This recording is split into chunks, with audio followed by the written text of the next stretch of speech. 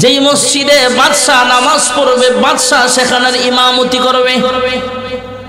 যেমন মদিনা রাষ্ট্রের প্রধান ছিলেন আল্লাহর হাবিব রাহমাতুল লিল আলামিন, মসজিদে নববীতে তিনি ইমামতি করতেন। আল্লাহর হাবিব দুনিয়া থেকে চলে গেলেন, বিদায় হয়ে গেলেন। হযরতে আবু বকর সিদ্দিক রাষ্ট্রপ্রধান, তিনি ইমাম ছিলেন। পর্যায়ক্রমে অন্য সাহাবীরাও ইমামতি করতেন। শাহী মসজিদে ইমাম সাহেব ইমামতি করবেন। এদিক দিয়ে বাদশাহ তার একজন উজিরের সাথে কথা বলে, কয় আমি বাবা হিসাবে আমি একটা দায়িত্বশীল বাবা, আমি একটা রাষ্ট্রের বাদশাহ, আমার মেয়েটা বিবাহের উপযুক্ত হয়ে গেছে, ভালো একটা পাত্র যদি পাইতাম তাহলে তাকে বিবাহ দিতাম। সুবহানাল্লাহ। আমাদের যাদের সন্তান ছেলে হোক বা মেয়ে হোক বিবাহের উপযুক্ত হয়, বিবাহ করানো বা বিবাহ দেওয়ার একটা পেরেশানি বাবা আমার মাথায় আসে না নাই? রাষ্ট্রপ্রধান উজিরকে বলে, হ্যাঁ উজির, ভালো একজন পাত্র পাবো কোথায়? যেই পাত্রটা এমনি দেখতেও সুন্দর হবে, আবার পাত্রটা ধার্মিক হবে, একটা পরহেজগার আল্লাহ ভীরু একটা এমন আল্লাহর বান্দা পেতে চাই যে আল্লাহর গোলামের সাথে আমার মেয়েটাকে বিবাহ দিব। বাদশাহ এই কথা বলার পরে উজির বলতেছে, হ্যাঁ বাদশাহ মহোদয়, আপনার মেয়ে বিবাহ দিবেন, আপনাকে আল্লাহ অনেক পয়সা দান করেছেন, এবার ধার্মিক একটা ছেলে দেখে আপনার মেয়েটাকে বিবাহ দিলে আপনার জীবনটা সার্থক হবে। বাদশাহ পরামর্শ গ্রহণ করে উজিরকে হুকুম দিয়া দিলেন, যাও, আমি কোথায় পরহেজগার বান্দা পাবো তুমি তালাশ করো। উজির ডাক দেয়া বলে, হ্যাঁ বাদশাহ, আপনি যদি পরহেজগার ছেলে পেতে চান তাহলে দেখতে হবে পরহেজগার একটা সন্তান এই মসজিদে পাওয়া যায় কিনা। এই মসজিদের মুসল্লিদের ভিতরে না পাওয়া গেলে অন্য মসজিদে যাব, দেখব 5 ওয়াক্ত নামাজ কোন মুসল্লিটা ইয়ংম্যান যুবক এমন আছে, অবিবাহিত যুবক, যে যুবকটা 5 ওয়াক্ত নামাজ তাকবীরে উলার সাথে আদায় করে, বুঝতে হবে এই লোকটাই পরহেজগার। জোরে কোন সুবহানাল্লাহ। ভাইরা আমার, বন্ধুরা আমার, চোর চুরি করার জন্য মসজিদে ঢুকছে।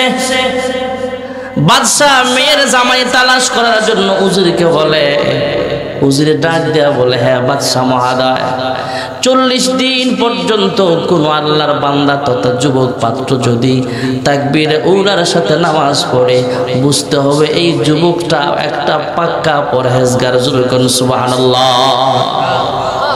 শুনতেছে কে? জোরে বলেন। চুরি করার উদ্দেশ্যে মসজিদে ঢুকছে। বাদশাহ উজিরের সাথে বলতেছে, উজিরও পরামর্শ দিলেন, পরহেজগার যদি পেতে চান তাহলে মসজিদে আসতে হবে। এই মসজিদে যারা 5 ওয়াক্ত নামাজ পড়বে এর ভিতরে যুবক বয়সের ইয়ংম্যান যুবক, বিবাহের উপযুক্ত এমন যে যুবকটা 40 দিন পর্যন্ত তাকবীরে উলার সাথে নামাজ পড়বে, বুঝতে হবে এই বান্দাটা পরহেজগার। এই পরহেজগার বান্দার সাথে আপনার মেয়েটাকে বিবাহ দিয়ে দিবেন। জোরে কোন সুবহানাল্লাহ। চোর শুনতেছে, শুইনা বলতেছে, চুরিদারি আমি বাদ দিলাম, চুরি কইরা আর কয় টাকা কামাই করো, 40 দিন যদি আল্লাহওয়ালা হয়ে থাকতে পারে, অভিনয় করলে কি হবে? 40 দিন পার হওয়ার পরে উজির যদি বুঝতে পারে আমি একজন পরহেজগার, তাহলে বাদশার মেয়েটাকে যদি পেয়ে যায়, রাজরানীও পাইলাম, রাজত্বও পাইলাম। জোরে কোন ঠিক না বেঠি? চোর এবার মনে মনে বড় খুশি হয়ে গেল, বাদশার শাহী মসজিদে আমার চুরি করার দরকার নাই, গ্রামে চুরি করতে যায় কত মাইর খাইলাম, এমন চোর আছে না নাই? কত মাইর খায়, মাইর খাওয়ার পরও চুরি করে। গ্রামে চোর তো আসিল মাশাআল্লাহ, আপনাকে দেশ নাই, আমগো এলাকায় একটা পাইছিল এমন, দুধে পানি মিশায়, আসেনি? হুজুরে কয়ে দিছে, এই চাচা আপনি কিন্তু এই গ্রামের বদনাম করেন না, সবাই আপনার নামে বিচার দেয়, আপনি বলে দুধে পানি মিশান, মহিষাল বাজারে আপনি ধরা খাইছেন কয়েকবার, গ্রামের বদনাম, আর দুধে পানি মিশাইন না।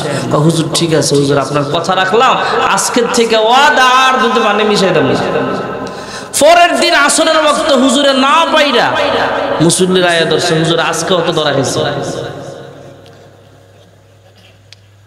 হুজুরে কি আপনারা না কালকা কয়ে দিলাম, হুজুর এই যে কান ধরছি তওবা, আমি দুধের সাথে পানি মিশাই নাই আজকে। তাহলে কি করছেন, ধরা খাইলেন কেমনে?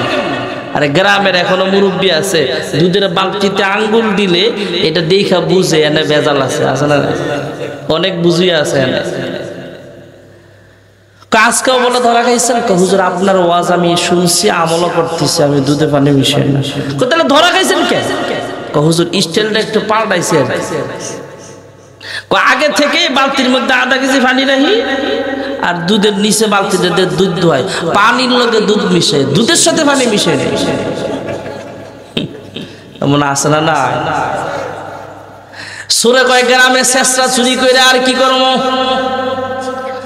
শাহী মসজিদে আসলাম চুরি করার জন্য, এটা আমার লাভ নাই।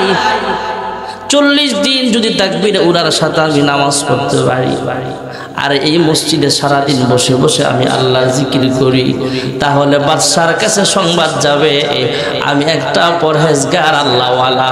বাদশার মেয়েটা যদি পেয়ে যাই, বাদশার মেয়েটাও বিবাহ করব, আবার বাদশার ইন্তেকালের পরে রাজত্বের মালিক হতে পারবো। জোরে করুন সুবহানাল্লাহ। চোর নামাজ স্টার্ট করেছে, তাকবীরে উলার সাথে নামাজ পড়ে তথা ইমামের পিছনে নামাজ পড়ে। ইমাম যখন নামাজের শুরুতে আল্লাহু আকবার বলে নামাজ শুরু করে, সাথে সাথেই মুক্তাদিরাও যখন পিছনে দাঁড়ায় এইভাবে নামাজে দাঁড়ায় যায়, এটাকে বলা হয় তাকবীরে উলার সাথে জামাতে নামাজ আদায় করা। আল্লাহর বান্দা একদিন পার হয়েছে, আর একদিন পার হয়েছে, উজির প্রতিদিন তালাশ করে এমন কোন আল্লাহর বান্দা আছে প্রতিদিন তাকবীরে উলার সাথে নামাজ আদায় করে। উজির খেয়াল করতে পারলেন একটা যুবক প্রতিদিন ফজর, জোহর, আসর, মাগরিব, এশা তাকবীর উলা মিস হয় না। নামাজের আগে পরে সুন্নত বিতির পড়ার পরও মসজিদে বৈশা তাসবিহ তাহলিল পরে কোরআন তেলাওয়াত করে।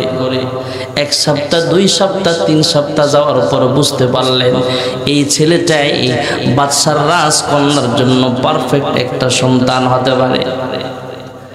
এরপরে বাদশার উজির চিন্তা করলেন, দেখি এই লোকটা 40 দিন পর্যন্ত নামাজ পড়ে কিনা। 40 দিন পার হওয়ার পরে বাদশার কাছে যায় বললেন, হ্যাঁ বাদশা মহোদয়, আপনার মেয়ের জন্য পারফেক্ট একটা স্বামী হিসাবে একটা ছেলে আমি জোগাড় করে আনলাম। কাকে জোগাড় করেছ? কই এই দেশের শাহী মসজিদে একটা মানুষ নামাজ পড়ে, প্রতিদিন প্রত্যেক ওয়াক্ত তাকবীরে উলার সাথে সে নামাজ আদায় করে, পাশাপাশি তাসবিহ তাহলিল পাঠ করে, সুন্নত বিতির নামাজ পড়ার পরে নফল নামাজেও দাঁড়ায় যায়। হ্যাঁ বাদশা, এই ছেলেটা একটা পরহেজগার, এই ছেলেটার সাথে আপনার মেয়েটাকে বিবাহ দিতে পারেন। জোরে করুন সুবহানাল্লাহ। আগে ছিল, জোরে বলে, এখন বাদশার মেয়ের জামাই হবে। বাদশা এই চোর যে লোকটা এখন পরহেজগার হয়ে গেল, এই লোকটাকে উজিরের মাধ্যমে রাজ দরবারে আনলেন।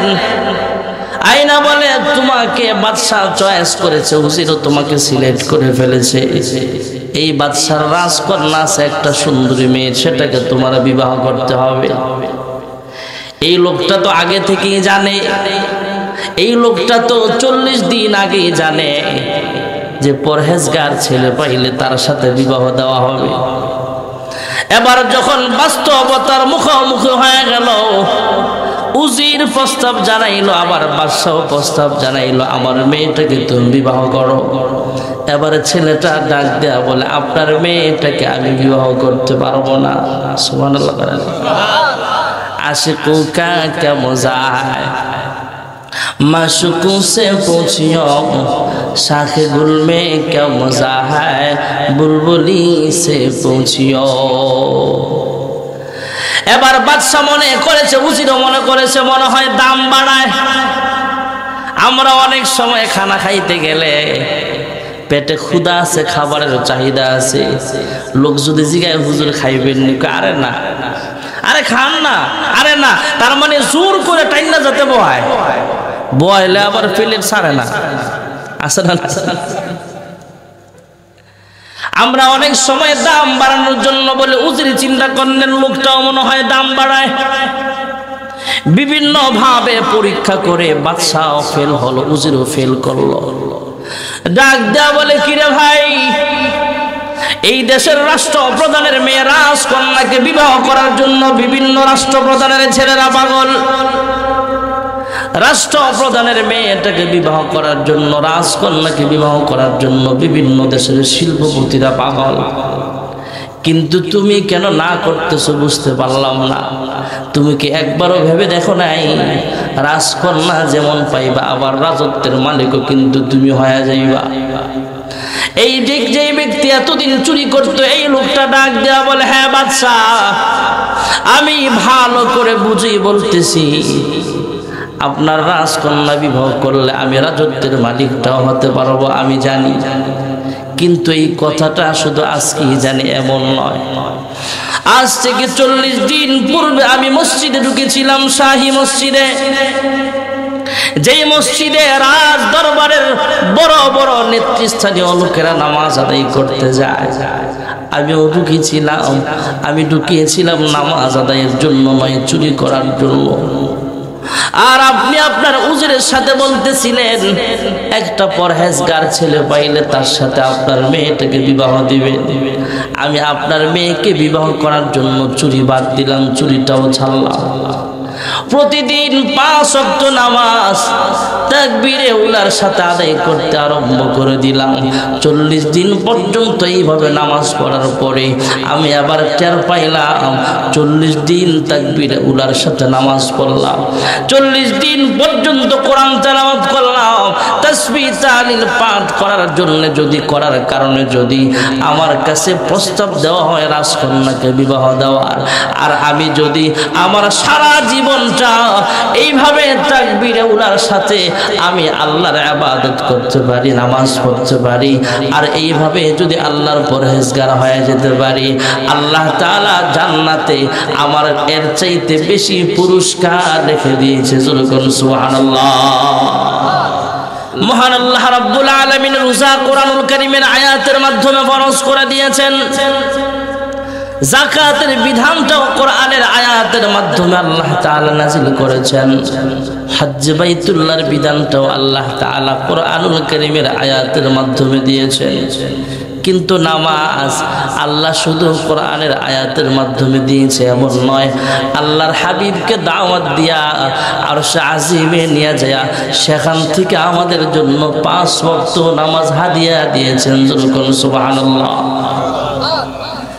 আমার আপনার নবী, বিশ্ব নবী রাহমাতুল লিল আলামিনের বয়স 50 যখন হয়ে গেল, নবুয়তির বয়স মাত্র 10 বছর পার হচ্ছিল। ভাইরা আমার, আম্মা জান খাদিজাতুল কুবরা রাদিয়াল্লাহু তাআলা আনহা দুনিয়া থেকে বিদায় হয়ে গেলেন। আল্লাহর হাবিবের চাচা আবু তালেব, যিনি কালিমা পড়ে মুসলমান হয় নাই কিন্তু নিজের জানের চাইতেও বেশি ভালোবাসতেন ভাতিজা মুহাম্মদ ইবনে আব্দুল্লাহকে, চাচা আবু তালেব দুনিয়া থেকে বিদায় হয়ে গেল। আম্মা জান খাদিজাতুল কুবরা রাদিয়াল্লাহু আনহা বিদায় হয়ে গেলেন।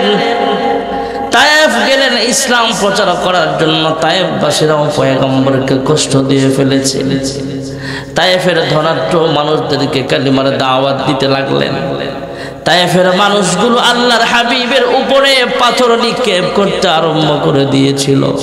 পাগল পাগল বলে বলে তাড়ায়া দিয়েছে।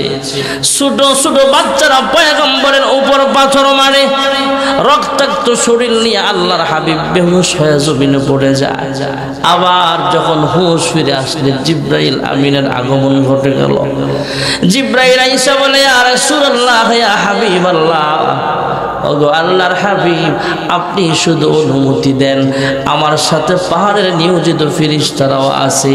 আমি জিব্রাইলের তো আল্লাহ রাব্বুল আলামিন অনেক শক্তি দান করেছেন। সুবহানাল্লাহ। আপনি শুধু অনুমতি দেন তাদেরকে পাহাড়ের চিপায় ফালায়া ধ্বংস করে দেব। আল্লাহর হাবিব রাহমাতুল লিল আলামিন চোখের পানি ফেলে কান্দে আর ডাক দিয়া বলে, হ্যাঁ জিবরাইল, এই জাতির মঙ্গল কেমনে হবে যে জাতি দু জাহানের সরদার মুহাম্মদুর রাসূলুল্লাহ সাল্লাল্লাহু আলাইহি ওয়াসাল্লামের উপর পাথর মারে। জিবরাইল বলে, ইয়া রাসূলুল্লাহ, আপনি শুধু অনুমতি দেন। আল্লাহর হাবিব রাহমাতুল লিল আলামিন বলে, জিবরাইল, ওরা চিনতে পারে নাই, বুঝতে পারে নাই আমি যে রাহমাতুল লিল আলামিন। ওদের জন্য বদদোয়া করিও না, বরং আসো আমরা দোয়া করি। আল্লাহর হাবিব সেদিন দোয়া করেছিলেন, আল্লাহুম্মা হাদি কওমি ফাইন্নাহুম লা ইয়ালামুন। সুবহানাল্লাহ। আল্লাহর হাবিব রাহমাতুল লিল আলামিন তায়েফ গেলেন, তায়েফে জুলুমের শিকার হলেন।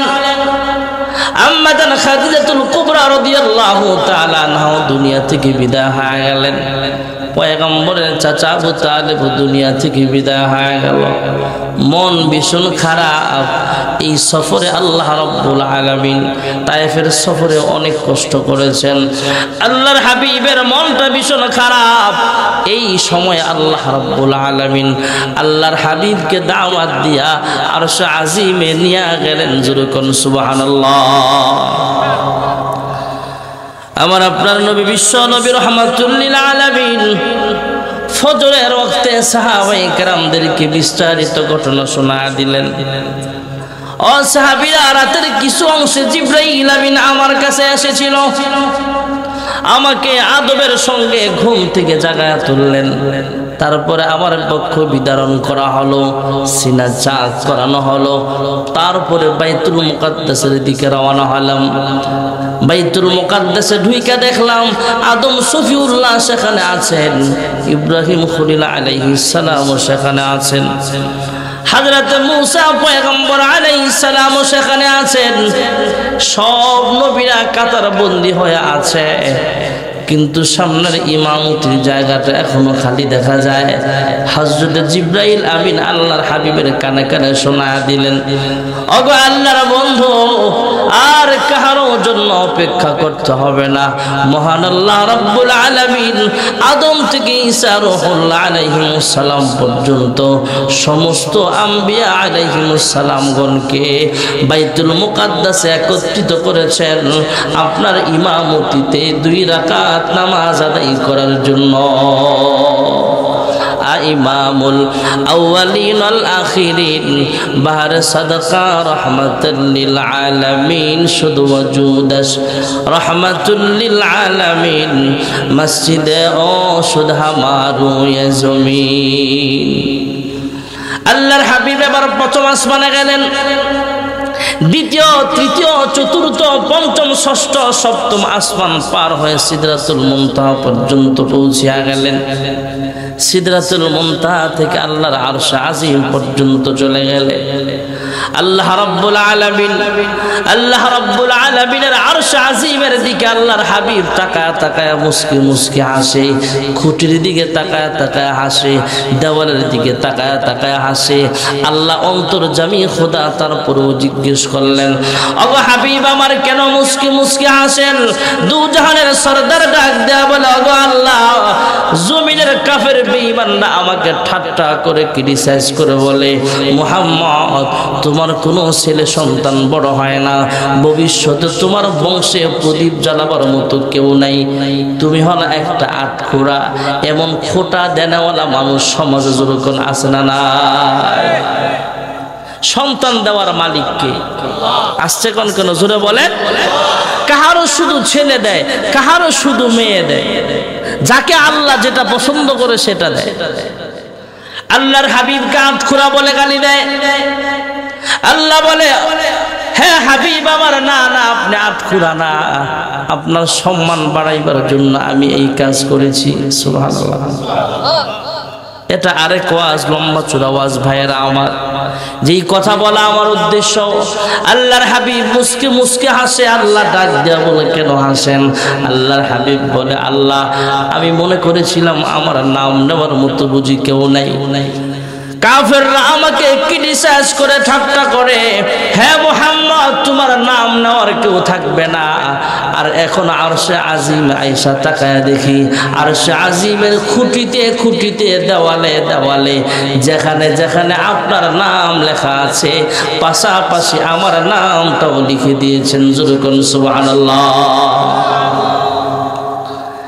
আল্লাহ রাব্বুল আলামিন আল্লাহর হাবিবের সাথে লম্বা চূড়া কথাবার্তা বললেন। এক পর্যায়ে যখন চলে আসবেন, আসার পথে আল্লাহর হাবিব রাহমাতুল্লিল আলামিনের মনটা ভীষণ খারাপ। আল্লাহ অন্তর্যামী, তারপরও জানতে চাইলে আল্লাহর হাবিব বলে দিলেন, ওগো আল্লাহ, আমার জনগণের জন্য আমার মনটা ভীষণ খারাপ, তথা আমার উম্মতের কথা মনে পড়ে গেছে। জুলকুন সুবহানাল্লাহ। কেমন নেতা পাইছি ভাই, যেই নেতা আল্লাহর আরশে যায় আমাদেরকে ভুলে দেয়।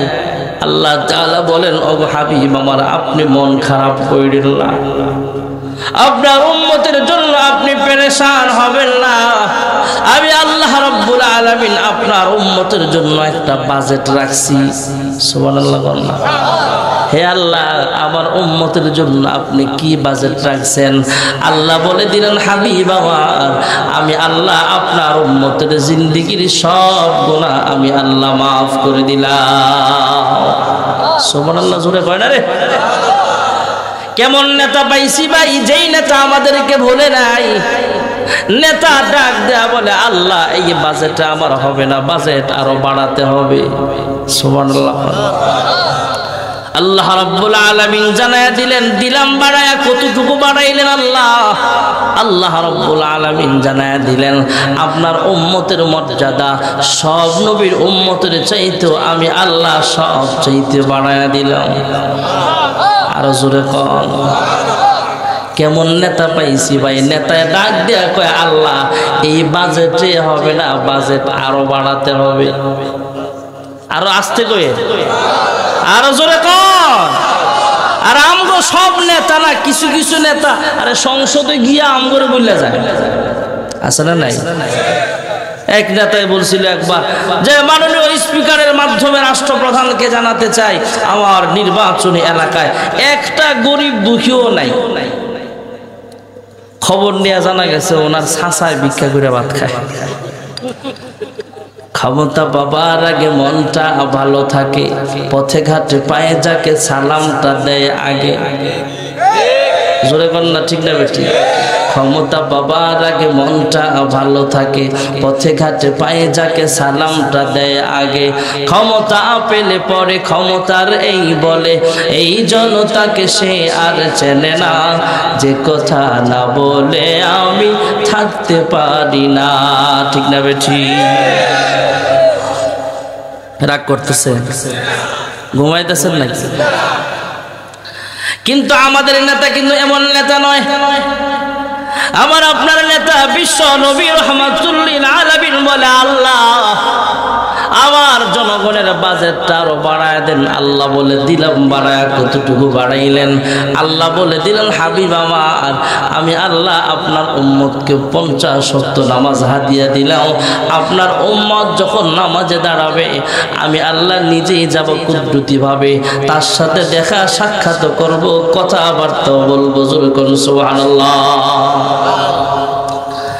আমার আপনার নেতা বিশ্ব নবী রাহমাতুল্লিল আলামিনের মনটা খুশি হয়ে গেছে। কিন্তু প্রতিমধ্যে আকাশ পথে মুসা আলাইহিস সালাম দাঁড়ায় আছে। দেখি আল্লাহ কি দিয়া দেয়। সুবহানাল্লাহ। কন্যা বিয়ের বেদ বেড়াইতে গেছেন, বিয়েন নেন নাই।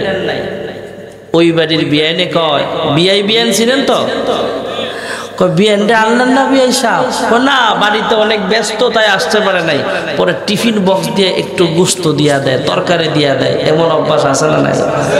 মুসা নবীও দাঁড়ায় রয়েছে। আমরা অনেক সময় বিয়ের বাড়ি থেকে আওয়ার সময় অন্যজনে ডাক দিয়ে জিগায় না, কি ও চাচা মিয়া, শ্বশুর বাড়িতে বেড়ায় এলেন, কি দিল? এমন জিজ্ঞেন না আছে না কিছু লোক? জিজ্ঞানের লাগে আলাদা কিছু লোক আছে। মুসা নবীও দাঁড়ায় রয়েছে। দেখি আমার শেষ নবীকে আমার আল্লাহ কি হাদিয়া দেয়। সুবহানাল্লাহ। কয় না রে? শেষ নবী আসতেছেন মেরাজ থেকে জমিনে। হযরতে মূসা পয়গম্বর সালাম দিয়া জিজ্ঞেস করলেন, হে শেষ জামানার পয়গম্বর, আপনার উম্মতকে আল্লাহ কি হাদিয়া দিল? কই 50 ওয়াক্ত নামাজ। সুবহানাল্লাহ।